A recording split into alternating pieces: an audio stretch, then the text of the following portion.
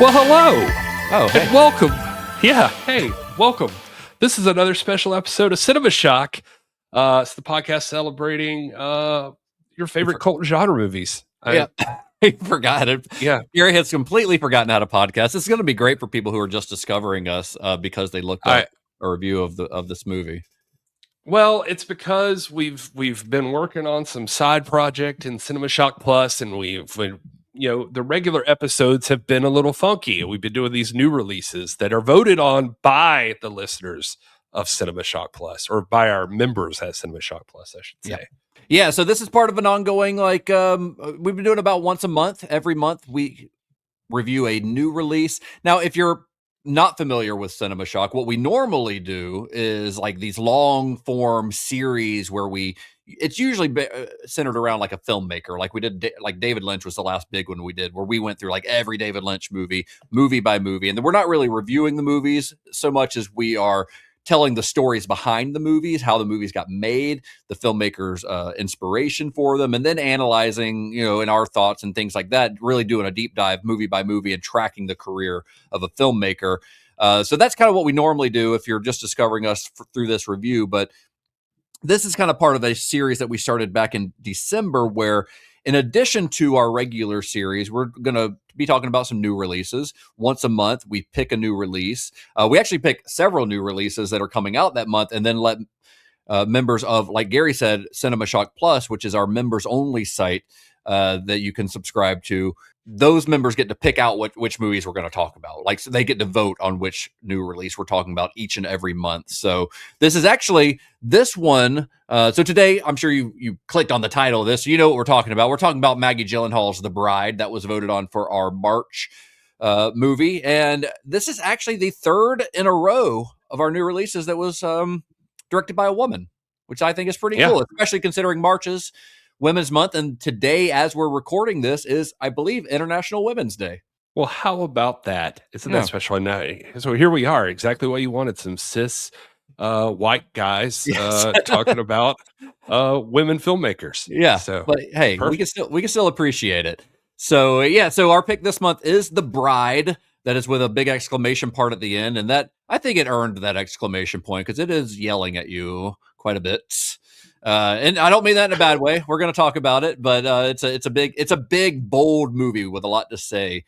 So Gary, let's just get into it because these reviews are much less structured than our regular episodes. So we're just going to kind of have a conversation about that. I don't have any script in front of me. Gary doesn't either. I'm literally just looking at the Wikipedia page so that I can remember people's names right now. That's all I've got in front of me. So this is going to be a lot more looser and off the cuff than what we normally do.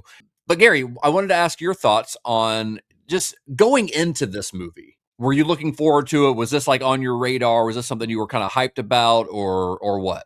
I would say that I was looking forward to watching it eventually. I don't know that I was like necessarily hyped about it. I like Maggie Gyllenhaal, so that's no knock on her or anything. It just, with everything in the world that's out there, I felt like I just watched Guillermo del Toro's Frankenstein, and then I know this is not that.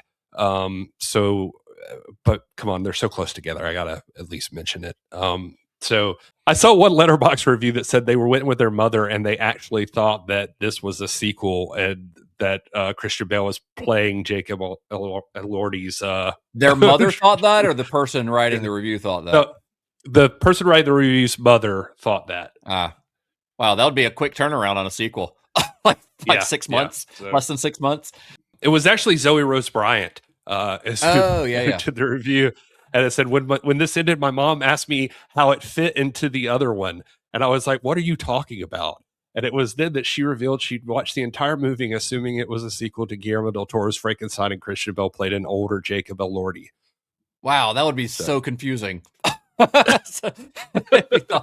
Well, this was very much like, I was hyped for this. Like, I've been seeing these trailers for months. I think the marketing team has knocked it out of the park. I think every trailer has been incredible. I think all of the posters have been incredible. I think the marketing team on this has really been doing a phenomenal job, which is why it's really unfortunate that as we're recording this on Sunday night, the box office numbers have been coming in and they are dire.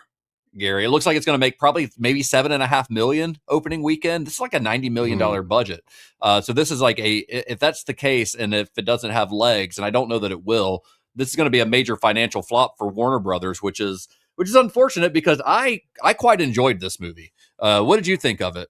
I thought it was great. I had a good time, and so that's where I meant to get to was even though I wasn't like necessarily like gung ho about it, like it wasn't one that was I hate to be this way. It wasn't like Avengers Doomsday or something where I was just like, I gotta see this and the biggest screen possible and that kind of thing. Although I'm glad I did because you should, because it looks awesome. Did you see it on the IMAX? I did not see it on IMAX. No, I saw it on the IMAX because it was filmed for IMAX. Like there were scenes that where they use the IMAX ratio, and it opens up much in the way that like Sinners did. Not it's not quite as like extensively used as Sinners, but it's used a good bit. Where I don't know that they were shooting on IMAX cameras. I'm not really sure, but it was definitely like there are scenes that were framed for the IMAX screen, so it was pretty cool to watch. But like when we were there, we went opening night, Thursday night, to the IMAX, and there were maybe 15 people in the theater, and I was like, "What the fuck? Like, where is everybody? Why is everyone else not as hyped for this movie as I am?" Because again, I think the marketing, I think they crushed it, and I think that it should be exciting people, but maybe I don't know, maybe it's just too weird for people. Yeah, I've seen some stuff I hate that people don't seem to grasp that it's not, a traditional monster movie or something. Like if you're walking into the theater expecting a dusty gothic castle or something and, a big lumpy monster bumping into walls and stuff, you can just go ahead and count that out. Like this is blowing all of that up. This is in like 1930s Chicago and New York and like and this is way more natural born killers than Sid and Nancy and all that than the classic like Universal monster version of this. But I say all that because I've seen some people that seem to have a problem with that, and I've also seen reviews that are really hating on. They think it's these people thinking that they're attacking men, and so fuck those people. I've seen a bunch of that on like some of the social media stuff, and I'm like, come on. Like, this is ridiculous. Yeah, I mean, that's unfortunate because I get some people's complaints about this. We're not going to get into spoilers quite yet on here, but I do, the movie it's heavy-handed in its messaging. It is not subtle. It's not trying to be subtle. Like I said at the beginning, it's got a big exclamation point at the end of it. And this movie it's not whispering to you by any means. It is yelling at you or is projecting. It is a big, bold, and it's a little bit messy of a movie. It is a little bit unfocused at times, but it is super ambitious and fun and such a unique take on something that's been done a million times before. Like how many Frankenstein or riffs on Frankenstein movies are there? I mean, you were just talking about how Del Toro did his last year, and that's a fantastic movie and a very, very different take on the material than this. And I think one great thing about Frankenstein as a character or as a concept, I guess you could say, the Frankenstein monster, is that there's so many ways that you can kind of mold it to tell the story that you're wanting to tell. I think Dracula or vampires in general are very good at that as well. That's one great thing about the horror genre in general is how easy it is to mold these archetypical concepts into the story that you want to tell with it, which in this case is a very feminist story. I mean, and it's all told from the bride's point of view, and it's all about how this is a woman who's been kind of used by men. But it is also kind of a love story, but it's about a woman who, despite the way that she's kind of told that she's in love with this guy, even though that's really a fallacy. She's been created and just like for him because she was murdered, which is again not a spoiler because it's in the literally the first scene of the movie. But it's not like a man hating movie. It hates shitty men, which as we all should. Well, because I mean, I guess we'll save it for spoiler territory on some of where the plot goes, even with Frank himself. But it is. So admittedly, as I guess as a dude, I walked out of the movie and one of the first things I had thought about to my wife was, wow, it was really it was a little heavy handed, and kind of messy. This was the same stuff you're saying.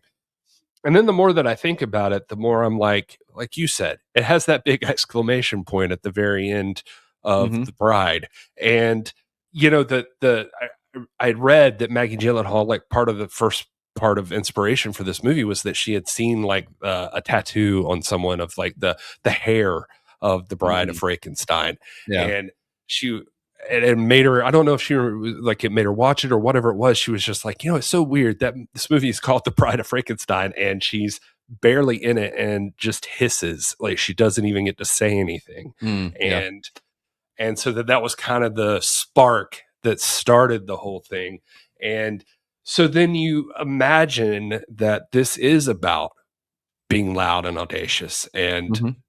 just getting it all out. And it is messy. She's messy in the movie. Like there's like her brain is not like, I think another place she drew some inspiration was she had a friend with Tourette's. So like, I think I had seen in an interview, she mentioned that Ah, with The yeah. Bride. So there's these moments of The Bride, like just getting words out. And, so it almost starts to feel like maybe that's the point. And so like, even in the parts that feel heavy handed, it's like, well, this is a woman that's just been released to just be anything and say Mhm. anything and nothing's going to stop her that she is. And so I don't know, it just, the more I think about it in that way, the more I feel like, you know what, maybe that's okay. That's what it should be. Yeah, I mean, there were a couple moments where, like, there's a moment later in the movie where the bride literally yells, "Me too," and that's like, That one got I me. I rolled my eyes a little bit about that, only because not because I disagree with the sentiment, but because it's like you didn't have to. Well, like, we get the point without you having to say that out loud. You know? That was the first example I gave to the wife. Was I was like, it just felt really on the nose, Yeah. but yeah, that was the most questionable one for That me. was really, yeah, Yeah. exactly. But for the majority of it, I mean, even if we don't talk about like the thematic stuff, which I think you should because I think it's a big part of the movie, but just from a conceptual standpoint, like the idea of this Frankenstein movie. So basically, you've got Frankenstein's monster living in 1930s Chicago, but he's been alive for 100 and some odd years at this point. So he is the Frankenstein's monster that was created like in the original Frankenstein of the 1800s. But this version of 1930s Chicago he lived that the first part of the story takes place in is this very hyper stylized version where there are like music clubs that look like they're out of the 1980s punk scene and characters who like the way they dress is not period accurate. Like it's very heightened and stylized and not at all within the world that we live in. There's nothing about this that's supposed to be realistic. It's all supposed to be big and overblown and stylized, like from the science and Annette Bening plays this kind of mad scientist character that brings the bride to life. Her like laboratory and everything about it is very big and cinematic and unrealistic in a way that I am always attracted to in a movie because I like these worlds that are kind of conjured and created that don't look like the real world. I think that's fun. I love the clashing of the 30s Chicago with the 80s punk rock and it's got musical numbers and it's got like stuff that I could see why people would push back against it because it is a lot, but all of that stuff is sort of stuff that makes me love it because I love you said the word audacious earlier. The first thing I thought 5 minutes into the movie, that's the word that popped into my head. When Mary Shelley as a character is on screen monologuing to the audience and then literally says, "Here comes the motherfucking bride." I almost got up and cheered because that's the kind of like bold like out there thinking that I love to see a filmmaker do. And I'm like, and audacious was the exact word that came to my mind. And I think that's the best way to describe this movie. And I mean it as a compliment. Oh yeah, yeah. No, it's perfect in that way. It's yeah, it's one of those that I'm glad that I went to see it, and the more that I think about it, the more I like it. So it makes me sad to hear that it's not doing well as of this recording, because I think the movie is really really good. And Well, and I think it's the kind of movie that a lot of people are going to discover later on and fall madly in love with it. Like the people who it's not a movie for everyone because it is, it's weird. It's an odd duck of a movie. But I think the people who do like find something to love about it are going to become obsessed with it. And I mean, I would put myself in that. Like I came home and pre-ordered the 4K Blu-ray the day that I saw the movie, because I want to have this movie and I want to rewatch it over and over again. I want to give some props to Christian Bale too. I thought he was really, really good. I don't know what I expected out of him on how he would play this character, but he strips away like a lot of the horror elements of the monster, which you think I would hate, but because his character is more of a neglected, like lonely man child kind of person, and I think that's probably what drew it to him. And I've seen interviews where his style is completely based off Sid Vicious in the My Way video, like the white coat and the big feet. And I saw him in an interview described like when Sid like walks down the stairs to come and sing the song or whatever, and like that's the image that was in there. Also, another inspiration being Manic Street Preachers, Richie Manic. The lead singer of that guy was, he was wild, very punk. And these are all guys, I guess that's like one of Christian Bale's like big bands he loves, but these are all inspirations for the character of Frank. And you can see that. And there's a cool video that was circulating on social media too, going through all the stuff that's on his coat and stuff. Oh, yeah. It was like written on it. And, the movie doesn't really have time to like let you dwell on that too much, but it's kind of fun, but it definitely has that like, it becomes a movie that's more, like I said at the top, like Natural Born Killers or, the Bonnie and Clyde kind of stuff. Like I got a little, maybe it's because we've been doing so much David Lynch, but I got a little Wild at Heart in there. That would have made sense. I thought of, because the second half of the movie does kind of become like this road trip of the, traveling across the country. So there's a lot of like, Natural Born Killers, Bonnie and Clyde, Wild at Heart kind of inspiration going on there for sure. You mentioned Christian Bale and how good he is, but I mean, let's talk about fucking Jessie Buckley, man, as the bride. She is like, she blew my mind in this movie. Like, her performance is so free and big and wild and uninhibited. From the things that she does with her, switching between essentially two different characters in her head, to like the scene in the club where she starts dancing and stuff. Like, just watching her was infectious. Like, she is incredible. And I didn't have a lot of like familiarity with her. I'd seen her in Alex Garland's Men a few years ago, which I thought she was really good in. But here she like kind of blew my mind. And of course, she is kind of the favorite for the Oscar next week for her role in Hamnet. So after watching this, I decided I was going to watch Hamnet. I watched Hamnet yesterday, and as soon as I watched it, I was like, well, just go ahead and give her that Oscar now, because this is one of the best performances I've seen in many years. Obviously, what she's doing in The Bride is very different than what she's doing in Hamnet. It's a period piece about Shakespeare.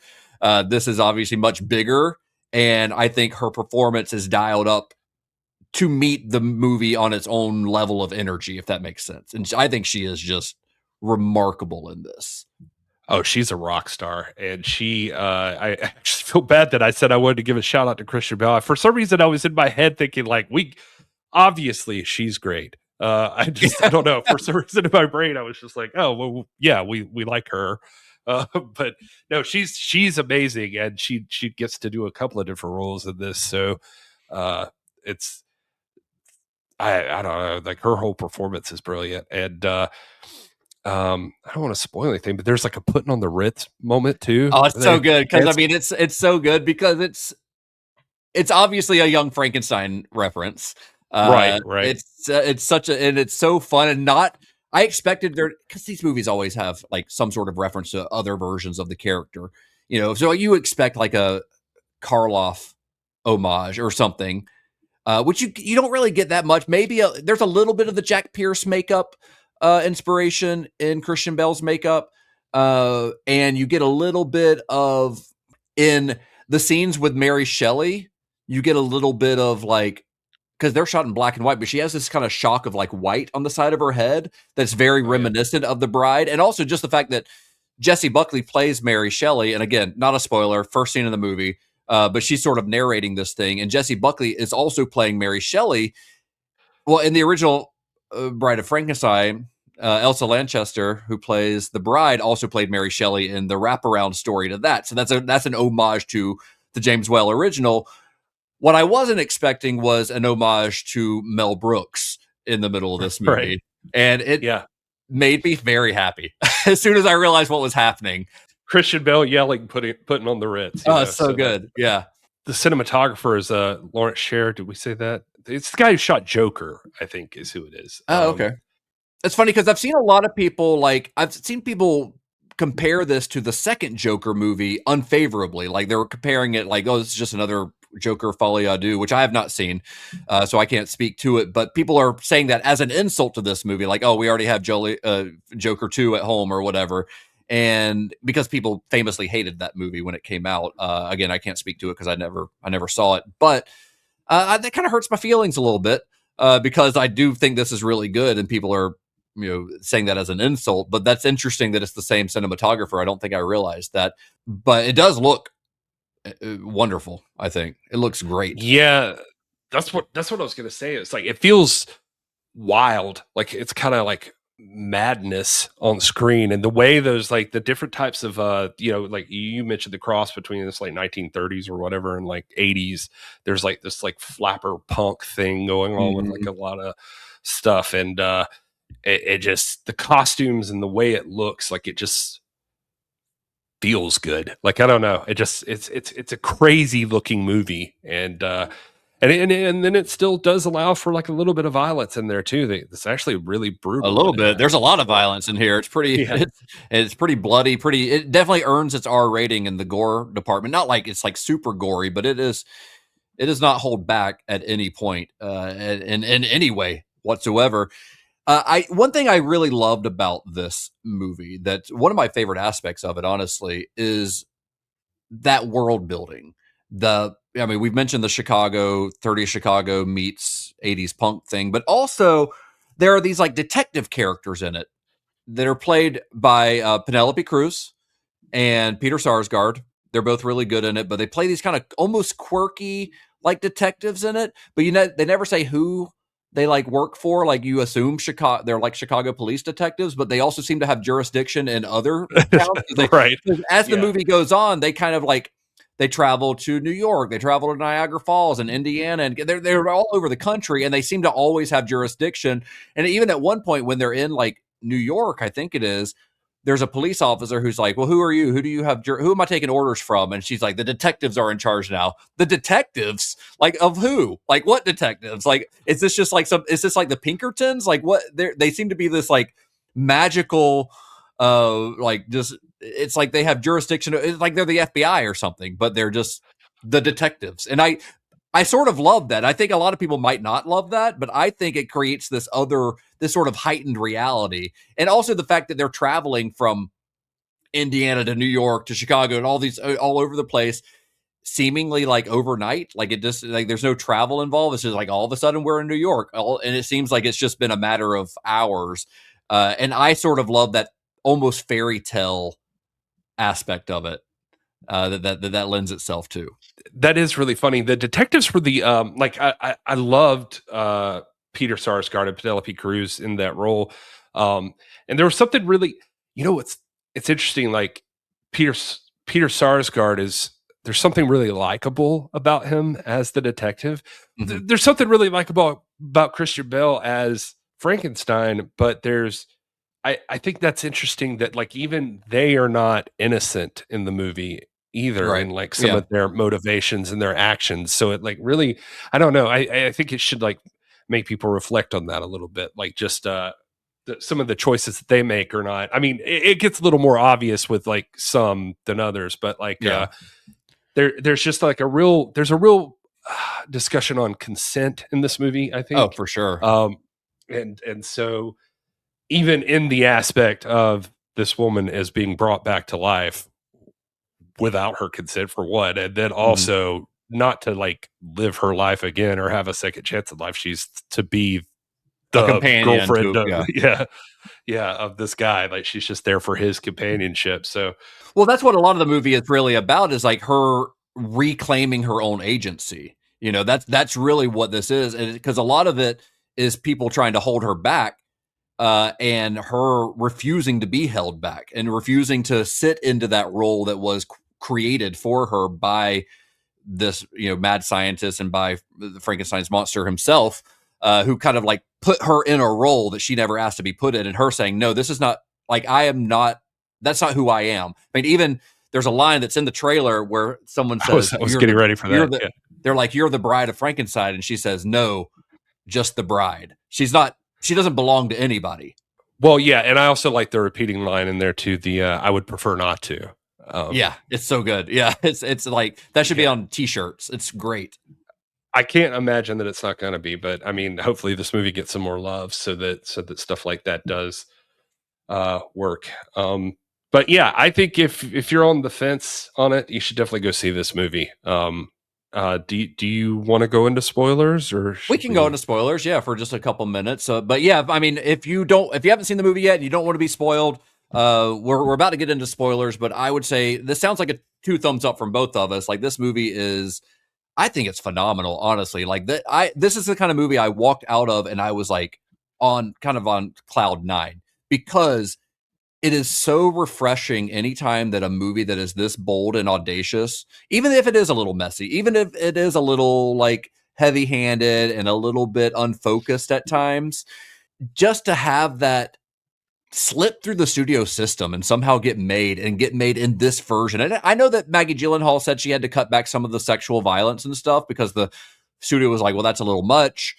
She still got a pretty like bold movie through the system and into theaters where it's playing like, nationwide. It is a wide release with movie stars in it.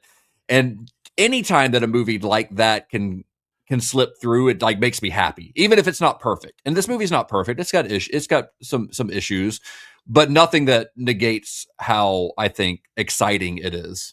Oh yeah, I definitely think people should see it in theaters so that more movies like this can get made, because this is different than most other things you're going to run into out there, and it's great. I also forgot to mention Jake Gyllenhaal's a lot of fun as Ronnie Reed in the thing, and it reminds me of Gene Kelly a little bit, because I just watched Singing in the Rain not too long ago, and didn't realize how much of a dickhead Gene Kelly seems like he was, and so it was perfect. Well, like in real life? Yeah, in real life. That's too bad. I love Singing in the Rain. Oh yeah, look up some stuff about Gene Kelly sometimes and how he acted, and especially to his co-stars on Singing in the Rain. It's damn crazy. Man, that's good. Well, that's like my favorite musical. Is it going to ruin it for me? I mean, it didn't ruin it for me. He can dance. Okay. He seems like an asshole, but he dances like a motherfucker. So. He does dance like a motherfucker, as does Christian Bale, Jessie Buckley in this movie. But yeah, let's get into spoilers. So if you have not seen the movie and you don't want any spoilers, we're going to get into those now. It is, I mean, we're not going to get too deep into it, but there might be a couple aspects that we need to talk about. So this is your final warning. Spoilers. What do you want to talk about, Gary? Everybody dies at the end. Well, I was kind of joking, but I guess they kind of do. But the bride does, but also gets brought back immediately. For what it's worth, everybody dies at the beginning, technically. So, also true. Yeah. Yeah. I don't know necessarily there were like any major spoilers. I just didn't want to have to worry about stepping tiptoe around stuff. Yeah.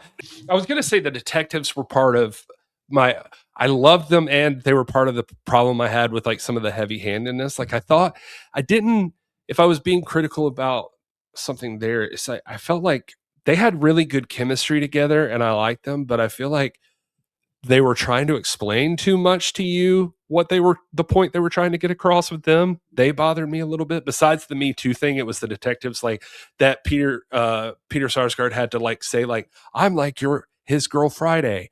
And then they're like, this is what I'm doing. I'm seducing the cops and blah, blah, blah. And if they had played that a little bit looser, that they were joking about it, like that one wouldn't have been so bad. But it felt like every scene they were in, they had to establish to you what the dynamic was, that she's really the smart cop and he's the one who's, getting by on her intelligence, and it's like, that's fine. But I feel like I feel like I got that point early on, and you felt like you had to keep reminding people of that. Yeah, it also hinted at like a backstory between them that like was intriguing that they never quite like explored, which is fine. I mean, just the intrigue is enough, but I did want a little bit more of that.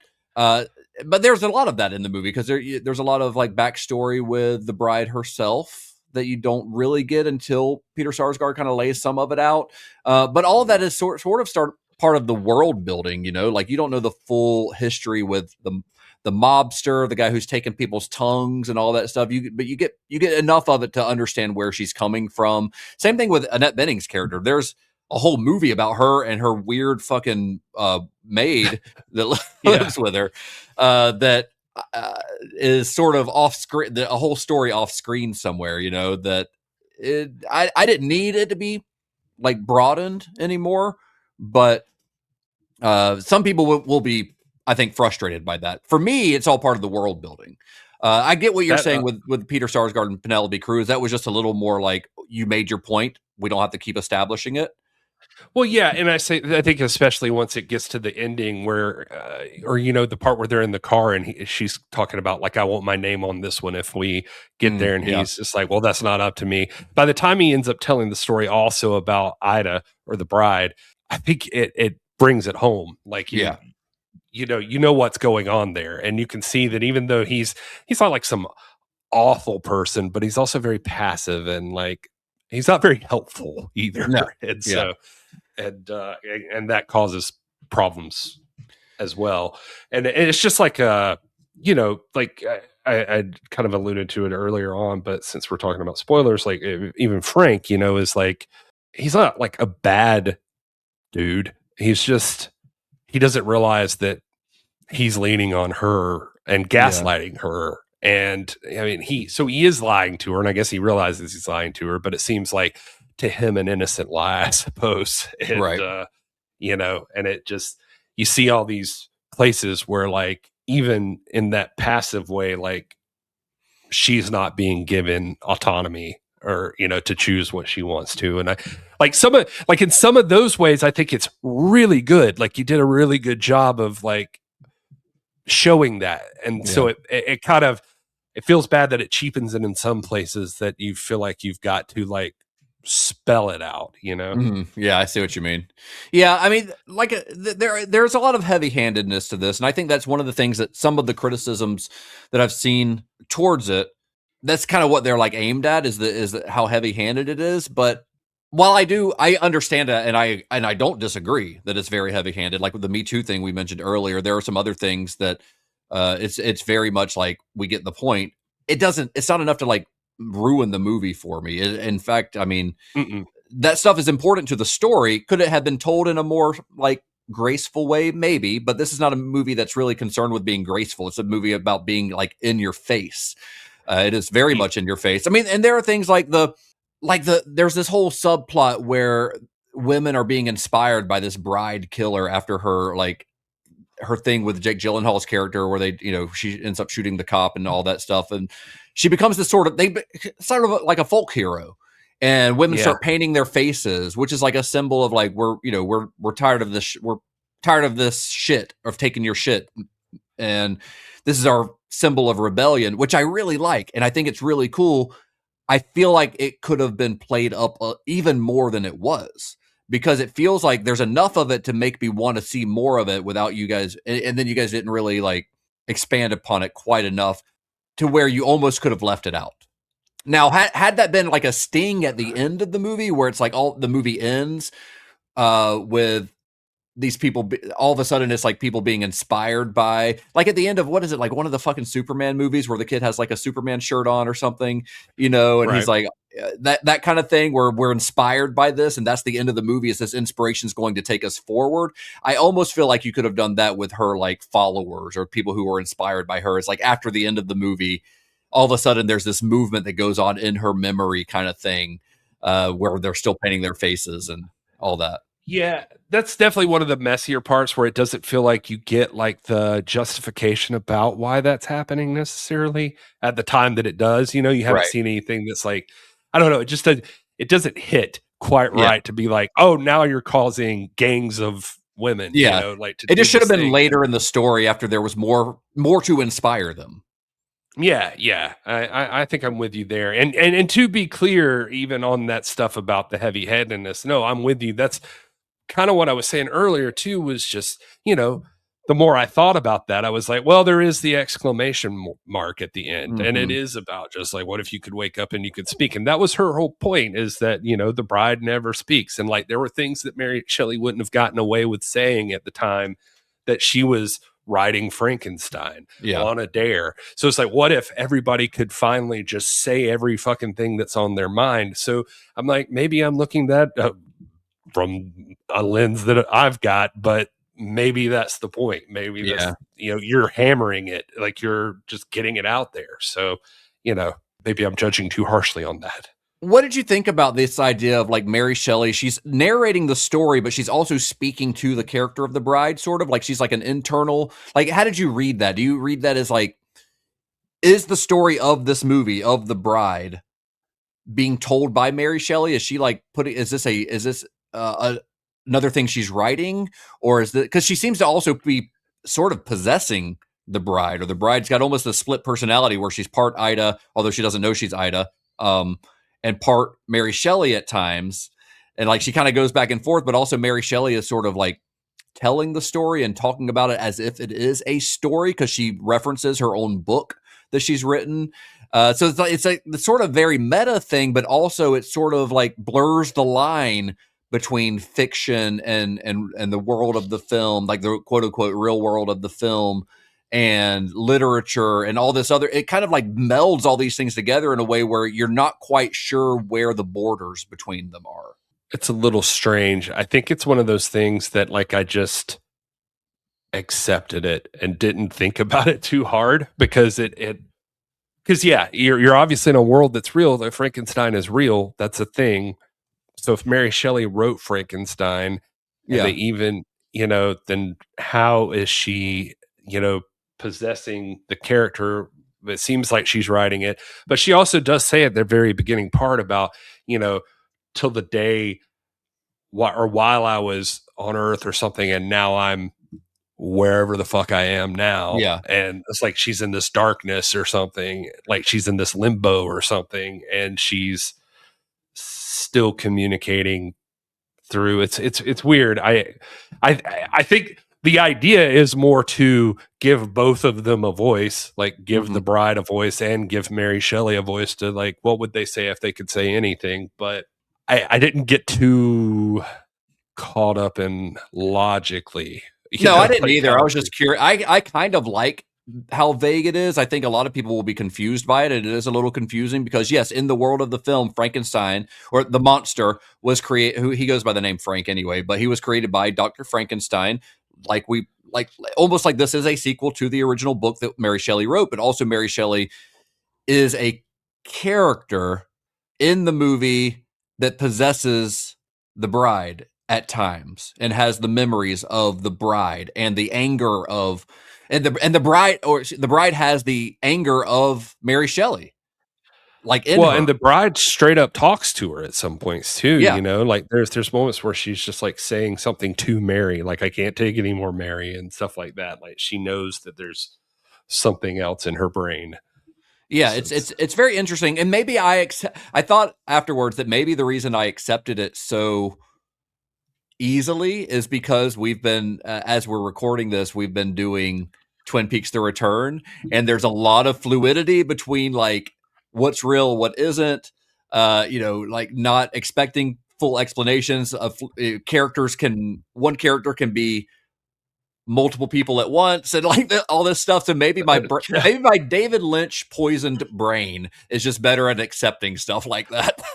Well, I almost said, like, when you first asked the question, my very first thought was, I was like, I've seen so much weirder shit lately, so I don't think I thought about it. Like, Yeah, I just, just, this is like this is nothing like the Twin Peaks: The Return or fucking Inland Empire or whatever. Like this is right. I'm nothing just compared like, to that. this is how stories are told. I This don't is just know. not how things are done.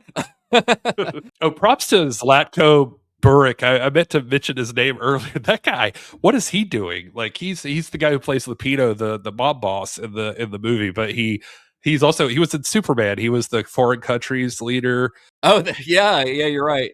and he's apparently in Wonder Man. and so he's Oh, just the like new one? blowing up as a yeah, he's barely blowing up as like a character actor or something, I guess. Nice, good for him. Well, I mean, he doesn't do a whole lot in this, but like where every time he's on screen, he's scary. Oh yeah, he's impactful for sure. Yeah.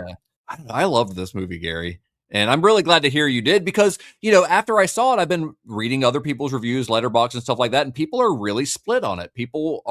Some people are loving it, some people are really hating it, some people are hating it because they feel like it's too heavy-handed, but or just I don't know, just too much. But I feel like it's a statement, and a statement should sometimes be obvious and heavy-handed and loud. You don't always have to be subtle. Well, I mentioned earlier on the Zoe Rose Bryant review. I was disappointed. Like she gave it like 2.5 stars, and I mean, which I guess is middling, but it's I was just that some of the people that I follow, the reviews I'm seeing end up being like 2.5 or Mhm. 3. My wife literally gave it 5 stars on Letterboxd. So Oh yeah, Bunny adored it. Like when we walked out, she was just like both of us were kind of just like floating walking out of the theater because this is like very much my shit. Like this is, I mean, it is, lovers on the run movies like Wild at Heart and Natural Born Killers are my shit anyway. Monster movies are my shit. I like a movie that's audacious and loud and bold, and I like a movie that's a little bit messy. If it's, I would rather have a movie that's a little bit messy and a little bit unfocused, but that is bold and has something to say and has a point of view than a safe, quiet, cookie cutter Hollywood movie that's going to make $1 billion. Oh yeah, yeah, and I mean I bring up my wife because she like usually keeps it pretty cool on like her thoughts about it or getting overly excited about a movie or something. But when the credits hit on this movie, she was just like, "Wow, I really, really like that movie. Like I think that's my favorite thing I've seen all year." And I know we're early, but it just it really her excitement for it was infectious to me. That like I'm just like, okay, all right, let me think more about this movie. Like it was because I thought it was good, but then I think it's one of those like the more I think about it, the more I'm like, okay, I really, really like that. Yeah, I So loved it. And honestly, like I already praised her, but Jessie Buckley is so good in this that like if nothing else in the movie worked, I would have enjoyed watching it just for her performance because I think she is electrifying on screen. No pun intended. But she is just really wonderful. And and I had been wanting to see Hamnet because it's nominated for the Best Picture, and I've been trying to like watch all of those, even though I don't really give a shit about the Oscars. I still feel like I should try to watch the movies that are nominated, even though I haven't seen Anora, which won last year. But I'm doing pretty good this year. I've got like 2 more to watch, but that was one of them. I was kind of interested in because I like Chloe Zhao's. I like Nomadland. I thought it was really good. And I'd been hearing so many good things about Buckley's performance. But then after seeing this and seeing how incredible she was in this, I was like, all right, next movie I'm watching, it's going to be Hamnet. And I did watch it, and she is just as good as she is here, but in a vastly different way. Like she is someone I am going to watch out for and like she's between 2 movies that have come out just within a couple of months of each other, she's become an actress that I will get excited to see when she pops up in something. Like if I see a movie announced and she's announced as the star, that automatically increases my excitement for it. Like immediately she's become that person for me. She's so good. that's good. Yeah, no, I think she's fantastic. Everybody in the movie is really good too. The supporting cast is really solid. So Oh yeah. good job, Maggie Gyllenhaal. Yeah, for real. I mean, this is I think her second movie as a director. She did The Lost Daughter, which also had Jessie Buckley. Yeah, I think that's why when she started to work on this movie, she immediately reached out to Jessie Buckley about this role because she had enjoyed working with her in that. There's a really fantastic article, interview with Maggie Gyllenhaal in the latest Fangoria magazine. So if you want to read a little bit more about it, it's in there. But yeah, it's unfortunate that a lot of people aren't liking this movie or that a lot of people aren't seeing it. But I really do think this is a movie where the people where it really resonates with them are going to fall in love with it and it become like a favorite movie. I think this movie is going to be a cult film. I think this is I was literally about to I was about to ask that. Do you think it's going to be like a cult film? I really do. Classic maybe someday. Because I was asking myself that on the way out. I was like, I wonder if this movie's going to catch on like that. It's weird to say about a movie that's like $90 million to make or whatever, but I think a lot of that was because it was with Netflix originally, and then they would left Netflix and had to like reshoot some stuff or something. And I think it's been through a lot, so I think that's part of the cost. But Yeah. anyway, it still feels like, even if it's not getting the love now, I think as more people discover it, I feel like it should catch on. I think so, and I think it will. I hope it will. I will definitely be singing its praises. So, if my opinion counts for anything, go see this movie. Watch this movie. Maybe because it's the kind of movie I want to see more movies like this get made. And it's not going to happen. Right. People always complain about everything's a fucking IP. Everything's a sequel. Like, go see the shit that's interesting, that's original. And yes, it's technically sort of based on an original, earlier film, but it is not a retelling of that story. It is inspired by that story. It is a completely original film, and that's what we need more of. And if we want to get more of that, and us movie fans are always complaining that we don't get enough of them, well, when something like this comes out, fucking go see it.